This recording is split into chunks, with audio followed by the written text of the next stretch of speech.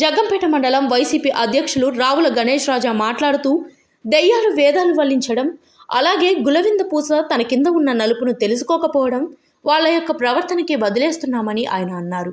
మమ్మల్ని విమర్శించే వ్యక్తికి ధీటుగా సమాధానం ఇస్తున్నామని ఈ సందర్భంగా తెలిపారు. గత కోడి పందాల విషయంలో ఎన్ని లక్షలు వెనకేసుకున్నారు, అలాగే మరలా వచ్చే కోడి పందాలకు ఇప్పటి నుంచే సొమ్ము కాజేసేందుకు ప్రయత్నాలు మొదలుపెట్టిన విషయం తమకు తెలుసు అని అన్నారు. పుట్టిన గ్రామంతో పాటు చుట్టుపట్ల గ్రామాల్లో ప్రతి ఇంటి నిర్మాణానికి వారి యొక్క ట్రాక్టర్, ఇసుక తోలు విధానాలు అందరికీ తెలుసునని ఆయన అన్నారు. ఎంత జరుగుతున్నా విలేకరుల సమావేశంలో సంబంధం లేని విషయాలు మాట్లాడడం పద్ధతి కాదన్నారు. నేను నా గ్రామంలో నాకు వీలైనంత వరకు 108 లాగా సేవ చేస్తానని, నా గురించి నువ్వు మాట్లాడడానికి సరిపోవని, నా తాత, తండ్రి, నేను మా శ్రమతోనే అభివృద్ధిలోకి వచ్చామని, మేము ఏ రకమైన దందాలు చేయలేదని, ఇకనైనా అవాకులు చవాకులు తగ్గించుకోమని, మీ నాయకులకు చెడ్డ పేరు తీసుకురావద్దని, నీ మీద మీ టీడీపీ నాయకులలోనే వ్యతిరేకత ఉందని వివరించారు. ఈ కార్యక్రమంలో జిల్లా వైఎస్ఆర్ కాంగ్రెస్ పార్టీ ఉపాధ్యక్షులు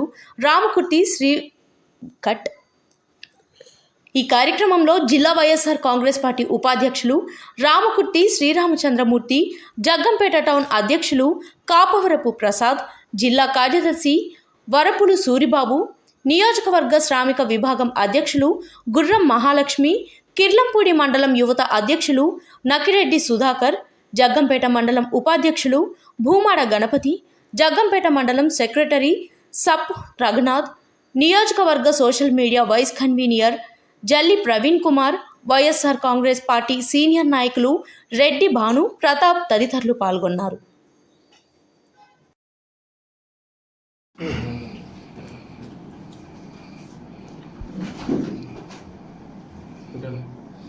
మీడియా మిత్రులందరికీ కూడా నమస్కారం. మొన్న మేము ఇచ్చినటువంటి ప్రెస్ మీట్ మీద నిన్న బొదిరెడ్ల సుబ్బారావు అనే వ్యక్తి ఇవ్వడం జరిగింది. దాని మీద మేము ఈరోజు ఖండనిస్తూ ఉన్నాం.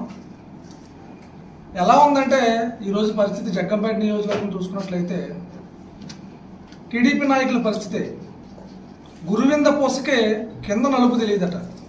గురువింద పూసలకే దాని కింద ఉన్నటువంటి నలుపు తెలియదట, పై ఎరుపు తప్ప.